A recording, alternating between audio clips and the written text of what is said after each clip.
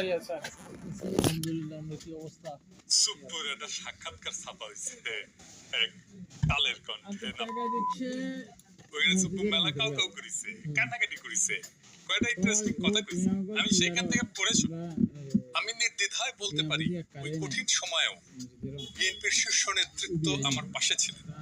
তারা তখনও সংবিধানের ধারাবাহিকতা অক্ষুণ্ণ রাখার বিষয়টি আমার কাছে স্পষ্ট ভাষায় ব্যক্ত করেছে। বিশেষ করে বিএনপির চেয়ারম্যান তারেক রহমানকে ঘিরে আমার মনের মধ্যে অনেক কৌতূহল জমা ছিল, কিন্তু আমি পর্যায়ক্রমে বুঝতে পারলাম তিনি খুবই আন্তরিকতাপূর্ণ মানুষ। হি ওয়াজ সো কর্ডিয়াল। আমার দুঃসময়ে বিএনপির সহযোগিতা শতভাগ ছিল। সুপ্পু খুব পরিষ্কার করে বলছে যে বিএনপি তারে রক্ষা করছে। কোন সুপ্পুকে? সেই সুপ্পুকে যে তার নিজের পরিচয়